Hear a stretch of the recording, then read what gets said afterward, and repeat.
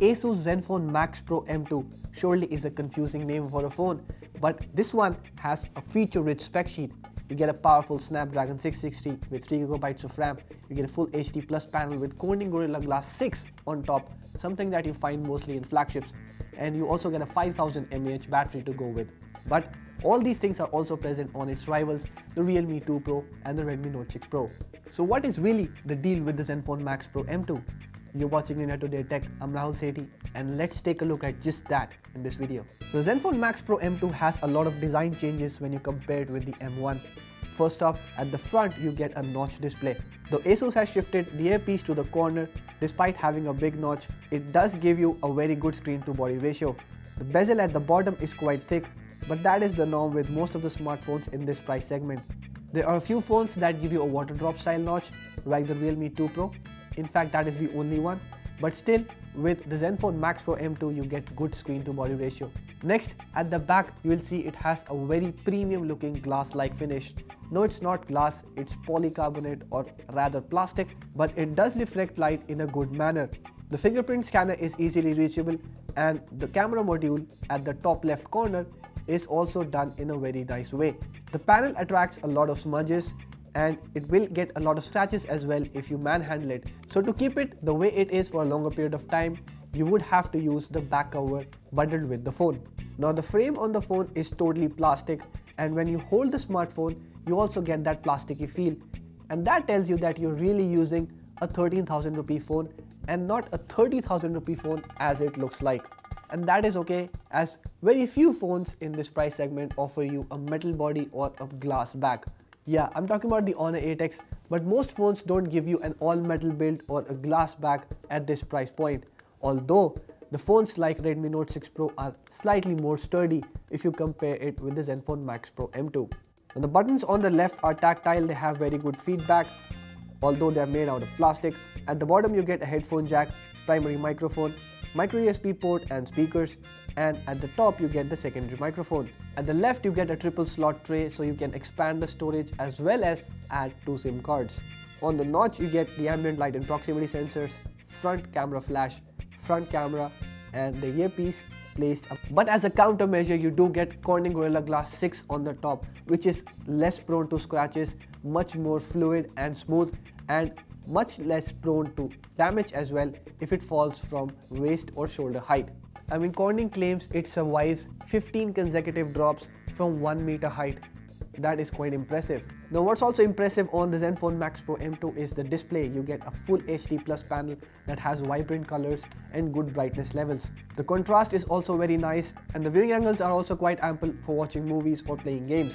Although I would say the Realme 2 Pro has better brightness levels, but that on the Max Pro M2 are not bad at all.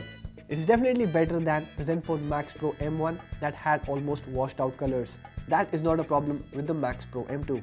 Now what you don't get on the Realme 2 Pro and the Redmi Note 6 Pro is the stock Android interface. I mean, that is a big strength of the Zenfone Max Pro M2. You get a very clean interface to go with, which has very smooth animations, app switching, and in daily use while switching between apps or browsing, it is a great interface to use. Out of the box, the phone runs the Android 8.1 Oreo, but it is expected to get the Android 9 Pie. Also, thanks to Snapdragon 660, we did not encounter any lags or freezes on this smartphone, be it while using the interface or while playing graphic-intensive games like PUBG. It runs the game in medium graphic settings, and it's quite smooth without any stutters or lags or freezes. The touch response on the display is also quite smooth thanks to the Corning Gorilla Glass 6, and you get a very smooth and amazing gaming experience on this phone.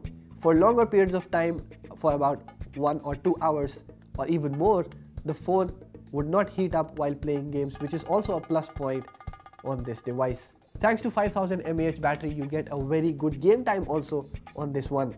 If you are a very heavy user of your smartphone that frequently plays games or watches movies, you would get about 1 day of backup on this one. With regular phones, they may not even last half a day with that extensive usage, and that is a great thing about the Zenfone Max Pro M2.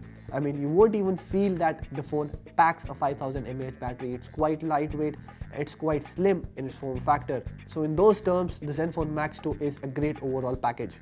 Though the charging is not very fast, it does not have fast charging provision. It comes bundled with a 10-watt adapter that we showed you in the unboxing video, and it takes about 2.5 to 3 hours to charge the smartphone fully from zero. Talking about the cameras, they are a mixed bag, a hit or a miss. Sometimes you get good photos, especially in good light conditions. You'll get great sharpness levels, and the color production is also quite natural. But many times, probably due to lack of dynamic range, the photos don't come out well. The shadow areas are not nicely rendered, and you would see the old camera app also takes a lot of time to process photos, especially in low light conditions. In fact, if you take a look at the low light shots, you'll see there is a lot of noise and details start to break. In this regard, phones like Realme 2 Pro and the Redmi Note 6 Pro do a much better job. They capture cleaner shots with sharper autofocus and much better details. Also, the portrait shots, especially in low light conditions, don't have good object separation, and the camera sometimes blurs body parts as well while taking portrait shots. Similar is the case with selfie camera. You get sharp photos with good details in good light situations. The skin tones are nicely preserved and you get a very natural looking shot. But as you proceed to low light, you'll see details start to break, and even if you fire the front flash, there's nothing much the front camera can do. Also, you'll see there is slight beautification done on the photos, but that you can counter using the camera app. So those are the great things about the Zenfone Max Pro M2. You get a great battery life, you get clean stock Android interface to go with, paired to the performance that the Snapdragon 660 offers. On the downside, the build quality is not that amazing, and the cameras on the smartphone are also not as amazing as the competition. So the Zenfone Max Pro M2 at 13,000 rupees is fighting two good smartphones, the Realme 2 Pro and the Redmi Note 6 Pro. Do let us know which of the three phones you would like to pick and why in the comment section below, and you have anything to ask about the Zenfone Max Pro M2, let us know in the comment section below as well. If you like this video, hit the thumbs up button and share it with your friends. Subscribe to our channel to get latest videos on smartphones, technology and other gadgets like this. Thank you for watching.